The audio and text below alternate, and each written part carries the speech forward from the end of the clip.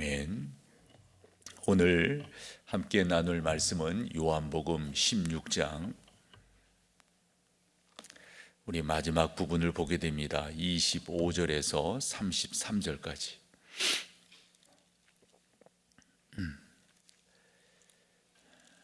요한복음 16장 25절에서 33절까지. 교독을 하시는데 제가 먼저 25절을 봅니다. 이것을 비유로 너희에게 일렀거니와 때가 이르면 다시는 비유로 너희에게 이르지 않고 아버지에 대한 것을 밝히 이르리라.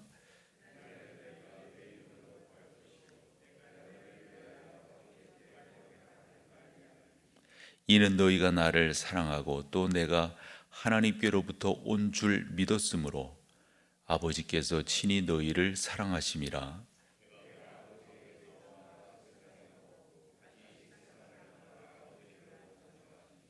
제자들이 말하되 지금은 밝히 말씀하시고 아무 비유로도 하지 아니하시니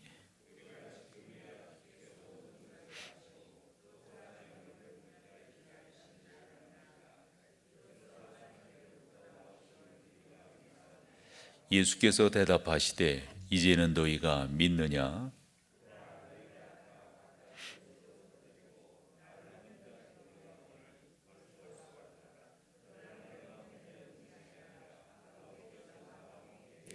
다 같이요. 이것을 너희에게 이르는 것은 너희로 내 안에서 평안을 누리게 하려 함이라. 세상에서는 너희가 환난을 당하나 담대하라. 내가 세상을 이겼노라. 아멘. 조금 여러분들이 상식적으로 기억하심이 좋으리라 보는데요.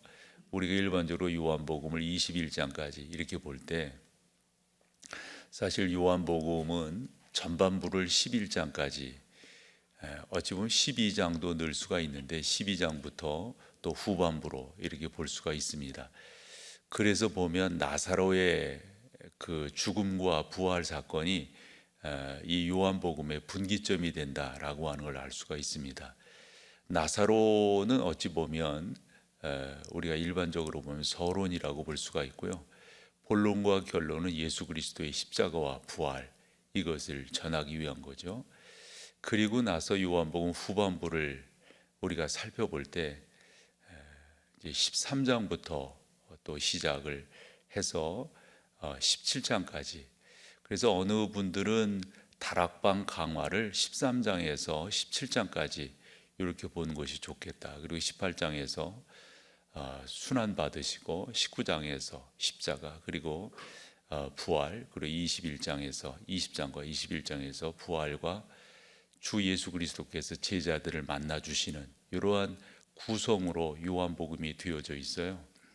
한데 저는 조금 더 여러분들에게 이렇게 보시는 것이 우리가 요한복음을 이해하고 또 성경이 말씀하시고자 하는 내용들을 좀 더 의미 있게 받아들일 수 있지 않겠는가 해서 다락방 강화를 우리가 14장부터 보기보다도 13장부터 보시면 좋으리라고 봐요. 이제 13장 우리 주님께서 세족식을 하시는 내용이거든요.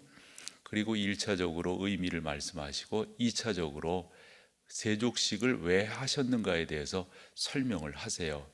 그리고 난 다음에 누가 그 자리를 박차고 나가느냐?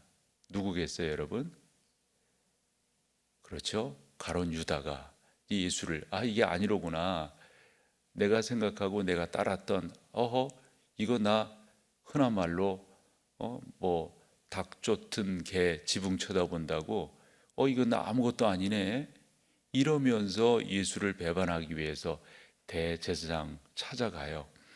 그러면서 요한이 뭐라고 13장 그 제가 몇 절인지 좀 기억이 안 나는데 그가 나간 후에 이렇게 표현되어 있어요. 한번 13장을 펴보실래요? 몇 절이냐면 31절입니다. 그가 나간 후에, 여기서 그는 누구라고 여러분 아시겠어요? 누구 같아요? 말씀드린 것처럼 가룟 유다죠. 그가 나간 후에 우리 주님께서 새 계명을 말씀하세요. 그리고 나서 베드로가 부인하게 될 것을 이렇게 쭉 말씀하십니다. 그와 같은 상황 속에서 제자들에게 더더욱 밀려왔던 것이 두려움이라고 말씀을 드렸어요. 그것을 해결하기 위해서 또 답을 주시기 위해서 이제 14장부터 우리가 말씀을, 그래서 흔히 다락방 강화를 14장부터 이렇게 보는데, 좀 더 여러분들이 성경을 읽어보면 그 맥으로 본다면 13장 31절부터 보는 것. 혹시 여러분 성경의 장과 절이 이게 누가 이렇게 만들었다고 기억되세요? 혹시 알고 계세요? 성경의 이 장절, 이 성경이 처음 기록될 때는 이렇게 만들어진 것이 아니죠. 후대 사람들이 좀 더 성경을 편리하게 보기 위해서. 근데 각설에는 요것을 만든 사람이 프랑스의 출판업자였어요. 그가 나름대로 장을 정하고 또 절을 매겼는데, 근데 감사한 것은 상당히 유익하게 만들었어요. 그런데 성경을 이렇게 보다 보면 문맥으로 보면 이게 앞절에 붙어야 되고, 그런데 이게 그런 경우들이 꽤 많단 말이에요. 그렇게 본다면 요 요한복음 요 편성도 그렇다고 봐요. 그래서 원문에는 장과 절이 구별이 되어 있지 않아요. 후대 사람들이, 특별히 프랑스에 제가 이름을 기억을 못 하겠는데, 그 출판업자가 이 성경을 팔요량으로 이렇게 만든 거라고요. 그렇기 때문에 장과 절이 정확한 건 아닙니다. 해서 만약 제가 구분을 해본다면 요 13장 31절부터 다락방 강화로서 14장을 시작하는 것이 훨씬 더 좋겠다, 이렇게 보는 거예요. 그래서 주님께서 이 말씀을 하시게 된 동기는 제자들이 지금 무엇에 있기 때문이죠. 두려움과 염려와 근심에 사로잡혀 있기 때문에 이 말씀을 시작하셨다.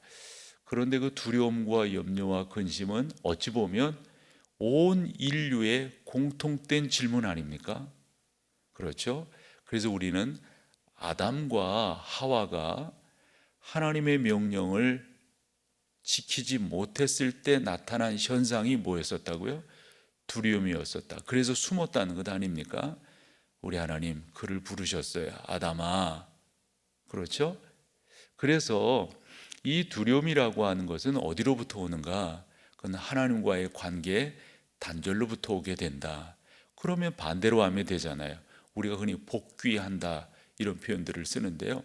그러면은 두려움은 없어지게 되는 거잖아요. 그 내용을 이 요한은 예수님의 말씀을 통해서 우리 가운데 설명하기를, 한마디로 결론을 내린다면 예수 그리스도를 나의 구주로 하나님께서 보내신 아들로, 오늘 본문에 나오는 대로 본다면 그분이, 즉 하나님께서 보내신 분으로 믿느냐라고 하는 거예요. 이 믿음이라고 하는 것이 너무도 중요한 겁니다. 그렇게끔 오늘 본문도 여러분들이 보시면은, 그래서 결국은 이 다락방 강화의 결론은 우리가 16장 33절, 어제도 한 번 더 보았고 오늘 또 보게 될 거예요. 그래서 예수 그리스도를 믿는 것, 그것이 바로 우리가 이 세상에서 경험하게 되는 두려움과 염려와 근심, 특별히 이 두려움 가운데 사람들이 갖게 되는 두려움은 몇 가지로 구분해 볼 수가 있는데, 그 하나가 심리학적 용어를 빌린다면 고독에 대한 두려움이에요. 나 혼자라고 하는 두려움. 절대적으로 사람은 혼자라고 하는 것에 두려움을 갖게 되어져 있어요. 그래서 창조 때부터 하나님께서 우리를 어떻게 만드셨어요? 우리라고 하는 공동체로. 그래서 아담에게 그 창세기 2장에 보면 아담을 먼저 만들고 하와를 나중에 만들으셨잖아요. 그때 하나님이 아담 앞으로 짐승들이 지나가게 하고 이름을 짓게 하셨다고요. 그것은 제가 저의 설명을 하는 퍼포먼스라고 말씀을 드렸어요. 아담이 뭘 느끼게끔 하기 위해서. 왜 나는 혼자지? 왜 나는 혼자지?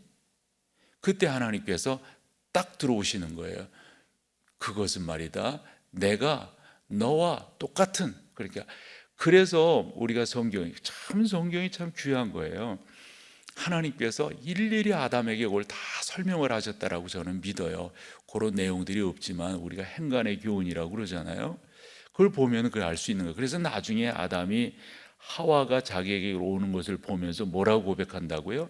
이는 내 뼈 중에 뼈요. 그런 말이 어디 있어요? 그것을 우리 알도 못하면서 뭐 이 세상의 최고의 사랑 고백이라. 아니 무슨 사랑 고백을 이렇게 징그럽게 해요? 전 내 뼈네, 내 살이네. 그 말인즉슨 그 앞에 하나님께서 네가 혼자가 아니라 너와 함께할 배필을 만들 것인데, 나도 그렇게 생각한다. 사람이 독처하는 것이 좋지 못하다고 하는 것을. 그런데 말이다, 그 너의 상대는 그거는 그냥 뭐 완전히 다른 것이 아니라 그게 바로 너란다. 그래서 갈비뼈를 중에 갈비뼈라고 하는 게 상징적인 거예요. 그래서 하와가 만들어지는 것 아닙니까? 말인즉슨 사람이 가장 힘들게 또 두려움으로 느끼는 게 혼자라고 하는 거예요. 혼자. 왜 나는 혼자일까? 나는 혼자일까? 그것에 대한 해결은 예수 그리스도를 만남으로 해결될 수가 있어요. 사람들이 또한 갖게 되는 두려움 중에 하나가 질병에 대한 두려움이에요. 이 질병에 대해서, 그래서 이 질병에 대한 것도 결국은 예수 그리스도 안에서 천국과 부활, 그래서 천국을 설명할 때 거기서는 목마름도, 거기서는 아픔도, 거기서는 이런 식의 설명이 나오게 되는 거라고요. 사람들이 또 경험하게 되는, 느끼게 되는 이 땅에서의 두려움 중에 또 하나가 죽음에 대한 거예요. 죽음. 이 문제를 해결하기 위해서 수많은 인류의 역사가 뭐를 만들어냈습니까? 종교를 만들어냈어요. 종교를. 이 기독교는 만든 게 아니에요. 이건 주어진 거예요. 주어진 거예요. 그래서 보시면 여러분들이 뭐 공부를 하셨거나 보시면은 기독교와 여타 종교가 현격한 차이를 갖고 있잖아요. 뭡니까 여러분? 모든 기독교를 뺀 모든 종교는 다 사람들이 대상을 향해서 찾아갑니다. 당신이 신이야? 그럼 나 당신 성길터이니까 나 도와줘. 성경과 같은 게 없어요, 여러분. 성경은 하나님이 우리를 찾아오시는 거예요. 하나님이 아담을 찾아가시듯이 하나님께서 찾아오시는 거예요. 하나님께서 노아를 찾으시고, 하나님께서 아브라함을 부르시고, 하나님께서 이삭과, 특별히 여러분 창세기 26장 같은 경우 그 이삭이 부엘세바를 떠났을 때 하나님께서 이 이삭을 만나주세요. 그 만나주시는 장면도 이삭이 먼저 하나님 부르지 않았다니까요. 여러분 야곱은 안 그래요? 요셉은, 여러분 다 봐봐요. 성경을 다 봐봐요. 당신이 하나님이세요? 그럼 나 당신 찾아갈게요. 없다니까요, 여러분. 다 먼저 여러분 제자들도 마찬가지 아니에요? 저 선생 괜찮구나, 나 찾아가야지. 이래서 됐어요? 우리 주님께서 먼저 부르시는 거예요. 부르시는 거예요. 부르시는 거예요. 대표적인 사람 누굽니까? 바울 아니에요? 바울 아니에요? 바울이 뭐 가말리엘 문화생으로 똑똑했기 때문에 이 세상의 모든 것들이 이게 지혜가 아니네, 아니잖아요, 여러분. 그러니까 오늘 본문을 통해서 다시 한번 우리가 결론을 맺어야 될 것은 이 세상에서 우리가 당하는 두려움이 있다고요. 염려가 있어요. 걱정과 근심이 있다고요. 무엇이 해결해 줍니까? 그것은 예수 그리스도를 만남으로 해결되는 줄로 믿습니다. 함에도 불구하고 우리에게서의 염려와 근심은 계속적으로 남아 있어요. 그것은 아직도 우리 가운데 구원받았지만 아직도 구원의 완성이 이루어지지 않고 있다고 하는 또 하나의 반증이란 말이에요. 그래서 여러분들이 이 성경을 보셔야 되고 성경이 필요한 거예요. 오늘 16장 33절 너무 귀하잖아요. 이런 말씀들을 통해서 여러분들이 더 주님을 바라봄으로 나아가는 것.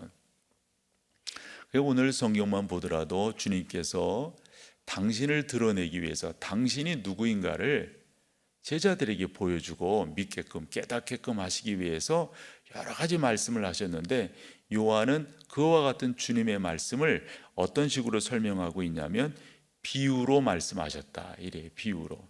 그것이 25절이 아니겠습니까? 이것을 비유로 너희에게 일렀거니와.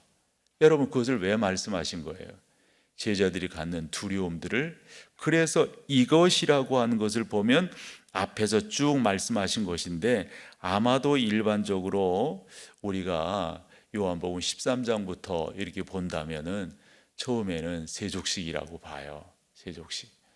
그래서 여러분, 세족식은 너희도 이와 같이 하라. 그건 어찌 보면 13장 마지막 부분에 새 계명을 너희에게 주노니, 이게 다 연결되는 것 아니겠어요? 그런데 여러분, 그 말씀 가운데 영적인 교훈이 있는 거잖아요. 영적인 교훈은 뭡니까?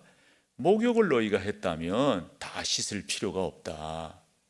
거기에서 우리가 어려서부터 배웠어요. 그래서 이 신앙생활도 저는 이렇게 보면은 확실히 중간에 하시고 이런 분들이 약해요. 신앙생활에 있어서. 왜냐하면 이런 부분들이 체계적으로 이렇게 들려져서, 그래서 어려서부터 신앙생활 하신 분들을 이렇게 뵈면은 확실히 그런 게 중요해요. 이제 저희는 목사이니까 신학교 이제 학부를 신학을 한 사람과 그냥 일반 대학을 한 사람들의 차이가 바로 그런 데 있어요. 이 비유가 적절할지 모르지만 저희 아이는 이제 일반 대학을 했잖아요. 그것도 바깥에서 이렇게 하다 보니까 너무 정서적으로 이런 것들이 약한 거예요. 그리고 어떤 때는 이놈이 이게 아니 이렇게 이해를 이렇게 생각하고 할 때가 많아요. 해서 여러분, 조금 더 다시 한번 우리가 다 아는 거 부탁드리는데, 우리가 자녀들이 어려서부터 차근차근 신앙생활하게 하는 게 이게 정말 중요해요, 여러분. 그래서 제가 이렇게 설교하다가 어떤 때는 농담 삼아 얘기하는 게 하나 있잖아요. 아니 뭐 하셨냐고, 주일학교도 안 다니고. 이게 농담 삼아 하는 이야기잖아요. 내가 이렇게 교인들도 이렇게 보잖아요. 이렇게 보면은 확실히 신학적 체계가 상당히 중요하다고는 알게 돼요. 왜냐하면 어느 분은 뭐 죄송하지만 교회 중직자임에도 불구하고 그런 토대들이 이렇게 안 돼 있으셔가지고 이해가 잘 안 되는 거라고요. 그리고 어떨 때 이상한 질문하게 되고, 이건 벌써 우리가 흔한 말로 저건 초등학교 때 다 띄었어야 되는 건데 아직도 지금 이 방정식 잘 몰라가지고 상급학교 진학을 못하는 그런 케이스가 많은 거죠. 저는 그런 면에서 보면 다시 한번 여러분들이 성경을 차근차근 이렇게 공부하고 알고, 또 이제 이렇게 목회를 하면서 또 느끼는 것 중에 하나가 확실히 교단도 중요해요. 우리 교회 같은 경우만 하더라도 다 똑같은 교단에서 자라나질 않았잖아요. 다른 교단에서 이렇게 자란 그런 경우들을 보면 교회 행정을 이해하는 것, 목사를 이해하는 것, 이런 것들은 뭐 그냥 일반적으로 익스큐즈 할 수가 있어요. 그런데 성경에 대해서, 그래서 성경은 있잖아요. 저희는 어떤 식으로 어려서부터 배웠냐면, 이것을 우리가 흔히 이 성경을 이야기할 때 참 뭐라 그럴까요? 이 성경을 이해하는 것도 어려서부터 너무 다른 거예요. 왜냐하면 출발점이 다르기 때문에. 꽤 되는 사람들이 이런 식의 이야기를 한다고요. 우리는 그런 것들을 깜짝 놀랄 정도로 보지만은, 성경 안에 하나님의 말씀이 있다라고 생각해요. 그런 분들이 꽤 계세요. 그런 분들이. 우리는 어려서부터 지도받기를 성경은 하나님의 말씀이다. 사실 공부를 이렇게 하다 보면 성경 안에서 이건 뭐 예를 들어서 숫자가 틀린다거나 또 문맥이 좀 이상하다거나 이런 데를 죄송하지만 발견하게 되죠. 그럴 때 어떻게 할 거냔 말이에요. 우리는 그럴 때 어떻게 생각하냐면 그것은 잠재하고 묻어두고 우리가 회의를 이렇게 하다 보면 그 회의하는 그 용어 중에 하나가 그것은 조금 잠재하고, 그거 왈가왈부하면 힘들어지니까 그런 식의 자세를 가졌는데, 그것을 굳이 저는 우리 교회에서 여러분들과 그렇게 신앙생활을 해 나가고 싶어요. 근데 이제 저희 후배들 이렇게 자라나는 이제 그 목사님들이 이렇게 뵈면은 그런 어떤 우리가 그것을 이제 보수주의 신학이라고 일반적으로 이야기한다면 너무 그런 것이 희석되어져 가는, 이성이 좀 더 선명해져 가는, 사실 성경은 이성으로 바라봐야 되지만 이성으로만 바라볼 수가 없거든요. 그렇게끔 오늘 제가 너무 많은 말씀을 드렸는데 이렇게끔 성경을 보는 게 너무도 유익해요. 그래서 성경이 자꾸 나에게 교훈하게끔, 성경이 자꾸 나에게 말씀하게끔, 성경이 자꾸 나를 이끌어가게끔 여러분들이 믿음으로 바라보시면서 나아가는 것, 이게 정말 중요한 거예요. 정말 중요한 거예요. 하니까 여러분들이 오늘 요 말씀에서도 이것을 비유로 너희에게 일렀거니와 뭐냐고요? 앞서서 다 말씀하신 거예요. 그러나 너희가 그것을 밝히 알지 못하리라. 그랬더니 제자들이 뭐라고 말해요? 29절 30절, 특별히 30절에서 뭐라고 말합니까? 우리가 믿사옵나이다. 그 30절 말미에 우리가 믿사옵나이다. 진짜 제자들이 예수님에 대해서 어떻게 믿었기에 이렇게 말을 하는가? 만약 우리가 요 믿음이라고 하는 것을 지금 우리의 신앙으로 100% 받아들인다고 한다면 예수님께서 31절처럼 말씀하셨을까 싶어요. 왜냐하면 요 31절에 대해서 종교개혁자 존 칼빈 같은 경우도 요걸 뭐라고 봤냐면 반어법적 의문이다 이랬어요. 반어법적, 이 반어법이란 말 뭔 말인지 알죠? 반어법적 의문사다. 예수님이 이러시잖아요. 이제는 너희가 믿느냐? 그래서 정말 이제는 그러면 너희가 믿는 거지, 확실하지, 이런 뉘앙스가 여기 아니라니까요. 그래서 요즘에 가장 핫한 성경 해석법은 뉘앙스예요. 뉘앙스. 이 말이라고 하는 것도 그 말이 글로써 기록된 것 가지고는 이게 뭐지 할 때가 많잖아요. 그러나 그것을 뉘앙스를 살려서 재해석해 보면 이게 그런 의미로구나. 성경이 그런 게 너무 많아요. 그래서 성경의 가장 요즘에 핫한 해석 방법은 이 뉘앙스가 뭔가, 뉘앙스가 사실 누가복음 5장에서 그것도 저는 요즘 우리가 찬송을 만들어서 그렇게 하는데 저는 죄송하지만 잘못하고 있다고 생각해요. 예를 들어 이거 있잖아요. 무화과 잎이 마르고 포도 열매가 없으면, 이거 이런 식으로 찬송하면 되는 거예요, 안 되는 거예요? 안 되는 거예요. 안 되는 거예요. 그건 정말 침울한 거예요. 침울한 거예요. 하박국이 그 모든 것들을 다 깨닫고 난 다음에 그러면 하나님의 뜻이 그러시다면 해주세요. 무화과 잎이 마르고 포도 열매가 없고 외양간에서, 이게 뭐예요 여러분? 그건 전쟁이에요. 아수르가 쳐들어와 모든 걸 다 뺏어간 거거든요. 그런데 거기서 발랄하게 춤추면서, 그렇듯이 누가복음 5장에서 우리 주님께서 베드로에게 깊은 곳에 가서 그물을 던져라. 그때 베드로가 뭐라고 말합니까? 내가 말씀에 의지하여. 근데 여러분 그게 우리가 지금처럼 그 찬송하면서 하듯이 그런 정서가 그게 아니에요. 만약 그런 정서라고 한다면 그 누가복음 5장 9절에서 주여, 이제 고기를 다 잡고 난 다음에 베드로의 고백이 뭐예요? 주여, 나는 죄인으로소이다. 나를. 이게 문맥의 정서상으로 안 맞아요, 여러분. 그게. 그러니까 그 앞에서 깊은 곳에 가서 그물을 던져라. 예, 말씀하시오니 그렇게 하겠습니다가 정말 믿고 가서 그렇게 한 거냐? 그건 아니라고요. 아니라고.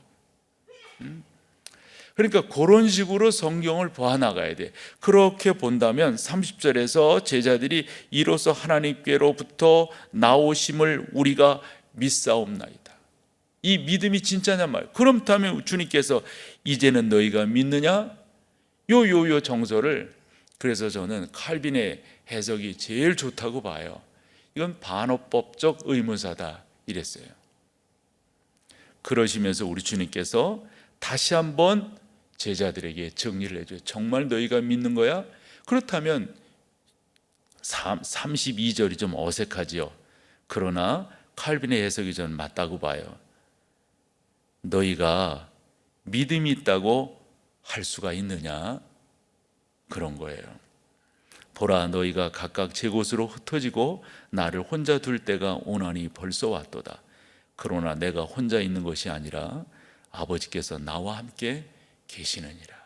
그러면서 위로의 말씀 33절, 이것을 너희에게 이르는 것은, 이제까지 내가 쭉 이런 말을 한 것은 너희로 내 안에서 평안을 누리게 하려 함이라. 여러분, 그래서 어제도 말씀드렸잖아요. 내 안에서, 내 안에서, 이게 무엇보다도 중요해요. 내 안에서. 어제 읽은 말씀 22절 한 번 더 읽어보실까요? 시작. 지금은 너희가 근심하나 내가 다시 너희를 보리니 너희 마음이 기쁠 것이요 너희 기쁨을 빼앗을 자가, 자 다시금 33절, 너희로 내 안에서 평안을 누리게 하려 함이라. 뭡니까 여러분? 내 안에서가 예수 그리스도의 십자가와 부활이에요. 그것이 나의 십자가고 그것이 나의 부활이라고 하는 것, 이건 여러분 은혜예요. 이걸 믿는, 이것을 내가 믿는다고 하는 것은.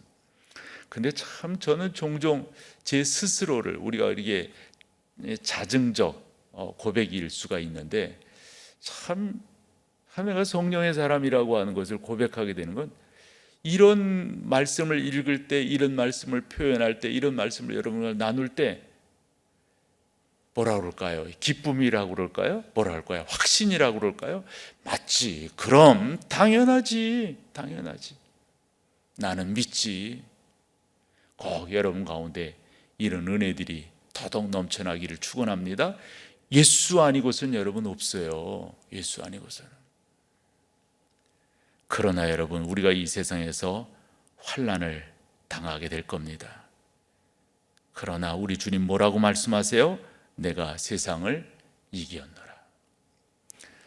마태는 그의 성경 마지막을 장식하면서 뭐라고 우리 주님의 말씀으로 복음서를 이렇게 끝맺고 있습니까? 내가 너희와 늘 함께 있으리라. 여러분, 똑같은 거예요. 내가 이 세상을 이기었노라. 결론, 예수예요. 예수. 그것에 대한 여러분들의 자증적 고백이 있으셔야 돼. 내 안에서의 예수, 내 안에서의 예수. 이것만이 우리의 살 길이지 다른 게 없어요. 다른 게. 예수.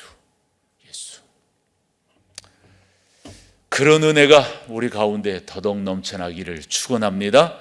오늘도 우리 다 같이 통성으로 기도하며 나갈 때 성령 하나님께서 지키시고 보호하시고 붙드시고, 다른 뭐가 우리에게 소망이겠습니까? 예수께서 다스려 주시고 예수께서 지금도 우리의 구주가 되신다고 하는 것만이 소망이지요.